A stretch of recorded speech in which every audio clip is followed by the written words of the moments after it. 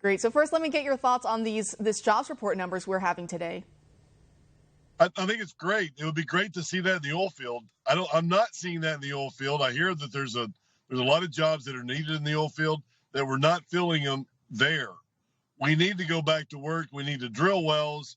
We need, and from my understanding, I mean, the people that I'm talking to in the oil field, we're calling to get bids because we're drilling, and we're not seeing the people going back to work at the jobs in the oil field yet. I mean, maybe it's going to come. We're seeing $115 oil. Oil's up $24 last week, which is phenomenal. And people are going to start drilling again, which is great. We need to start drilling for oil and gas in the United States. We've been holding back, as we talked about last time, and we don't need to hold back anymore. We need it here. The demand's continuing to go up. And when it continues to go up, we need the oil. And when we don't have it, we're going to pay more for it. And, just saying that we're not going to buy any oil from Russia, that's 700,000 barrels you're going to take away from us. We're going to have to find it from somewhere else, or we're going to have to pay higher prices. It's not going to be pretty. It's not. And so I want to get your take on some of the messaging that we are hearing from the Biden White House right now on this, because as you're saying, we're hearing some Democrats, they are supporting the idea of banning Russian oil imports. But the other hand, House Speaker Nancy Pelosi, for example, said she still does not support drilling on federal land. White House Press Secretary Jen Psaki also said no to renewing a certification for the Keystone XL pipeline. We saw Transportation Secretary Pete Buttigieg. He also floated the idea of potentially, he said all things, it's still on the table, of buying more Iranian oil instead. What do you make of some of that messaging when people like you are just ready to go and drilling here at home?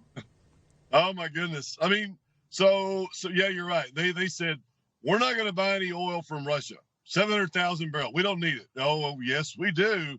We need a lot of oil every day. We need about 6 to 7 million barrels from, Mexico, China, Saudi Arabia, Russia, Iran.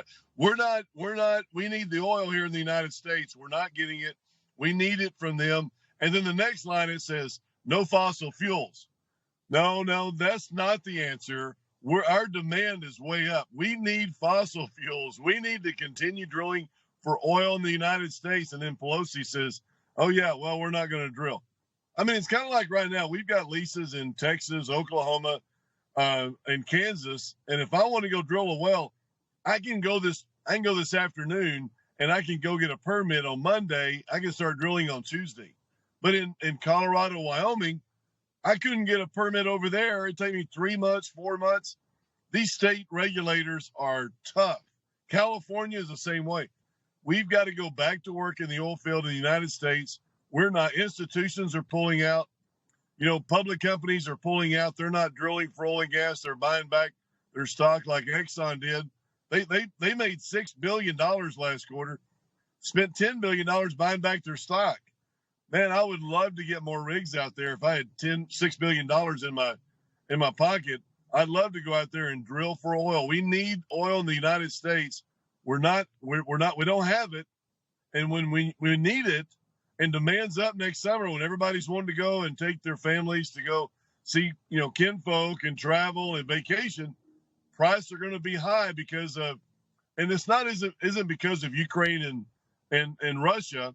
It has something to do with it. And God bless those Ukrainians. I mean, there's over 3,000, from what I understand, of them that have died for no reason. And that's heartbreaking. But, when you talk about it, rigs aren't working because of government regulations. And we don't need to go fossil fuel.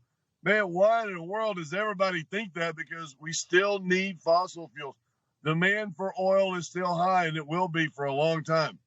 Institutions and stocks and public companies need to go back to work. We need to start drilling, because if we don't have it, I mean, what did JP Morgan say today? $180 a barrel? Can you imagine? I mean, okay, so if oil goes to 120, you're going to see $4 gas, $5 gas, unless you live in California. Then you're going to see 6 or 7. But if it goes to 180, guess how much it's going to cost you to fill up your tank? It's ridiculous. And everything else is going to be more expensive. Anything that's transported, food is going to be more expensive. Everything's going to have to be more expensive. I'm pumped up about this. I mean, the oil field, we're doing great in the oil field because of these prices. Our investors are doing great, but everybody at the pump is going to have to pay more, and I don't like that. I don't like that for them at all. I don't like it either. As you said, I'm here in California, $5 now.